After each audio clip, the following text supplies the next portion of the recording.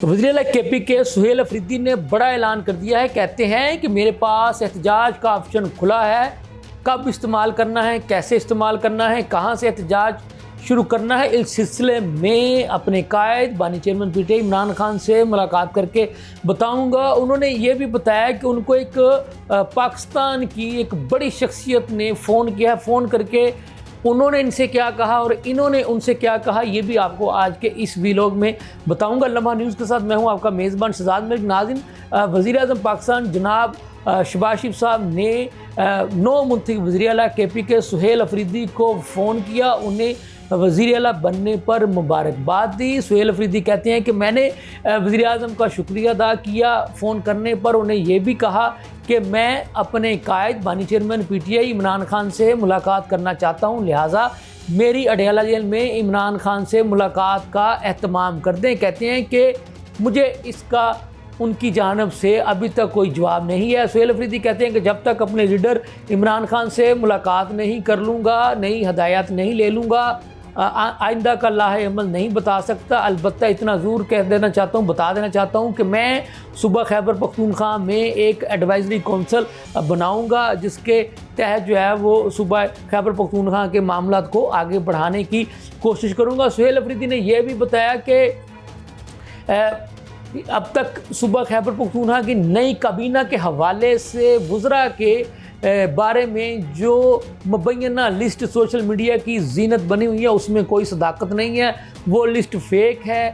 वही मेरी काबीना में शामिल होगा जिसकी मंजूरी जो नाम इमरान खान देगा। अदरवाइज़ कोई क्या कह रहा है, किसी की क्या ख्वाहिश है, उसके बारे में उसी से पूछें। मैं तो उसी को अपने साथ काबीना में वज़ीर बनाऊंगा जिसकी मंजूरी इमरान खान देगा या जो नाम मुझे इमरान खान की तरफ से आएगा। कहते हैं कि सारे मामला, सारी चीज़ें क्लियर तब होंगी जब इमरान खान से मुलाकात करूंगा, उनके पास बैठूंगा, उनसे हदायत लूँगा, वो जो भी हुक्म देंगे उसके ऊपर मनवन अमल करूंगा। फिर ये भी कहा कि मेरे पास एहतजाज में तमाम ऑप्शन खुले हैं।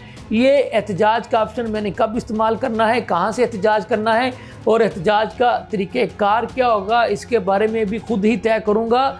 लेकिन अब ये सारी बातें, ये सारी चीज़ें वक्त आने पर आपको बताऊंगा।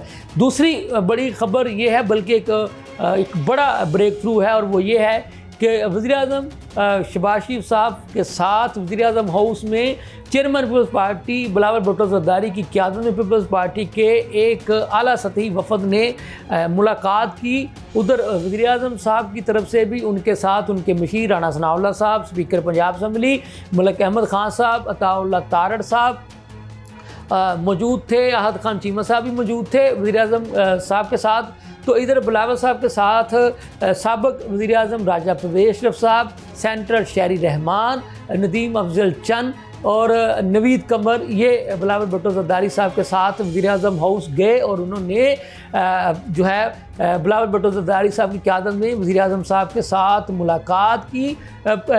जो पीपल्स पार्टी के ज़राए हैं वो ये कहते हैं कि इस मुलाकात में बड़ा ब्रेक थ्रू जो है वो हुआ है। पीपल्स पार्टी के लोगों ने अपने जो गिले शिकवे, यानी गुज़िश्ता दिनों पंजाब हुकूमत की तरफ से और पंजाब के कुछ लोगों की तरफ से पीपल्स पार्टी के मुतल्लिक जो बयानबाजी की जा रही थी, उस सारी बयानबाजी का तज़किरा जो है वो पीपल्स पार्टी के लोगों ने वज़ीर-ए-आज़म से किया। उनको बताया कि ऐसे ऐसे मुस्लिम लीग नून के कुछ लोग जो हैं वो उन्होंने पीपल्स पार्टी को निशाना बनाए रखा, और अब भी कुछ लोग जो हैं वो नून लीग के वो मुबैना तौर पर सोशल मीडिया पर पीपल्स पार्टी को निशाना बना रहे हैं। ज़राए का इस मुलाकात के बारे में ये कहना है कि वज़ीर-ए-आज़म शहबाज शरीफ साहब ने चेयरमैन पीपल्स पार्टी को यकीन दहानी करवाई कि आइंदा कोई भी मुस्लिम लीग नून की तरफ से पीपल्स पार्टी की लीडरशिप को या उनके लोगों को किसी भी किस्म का हदफ़ तनकीद नहीं बनाएगा, और कोशिश की जाएगी कि इत्तेहादियों को हर मौके पर, हर इशू पर साथ लेकर चला जाए, अफराह तफ़हीम से आगे बढ़ा जाए और ऐसी सूरत हाल ही न पैदा होने दी जाए कि एक दूसरे के ख़िलाफ़ किसी भी किस्म की बयानबाजी करने की सूरत हाल पैदा हो। तो पीपल्स पार्टी के लोग ये कहते हैं कि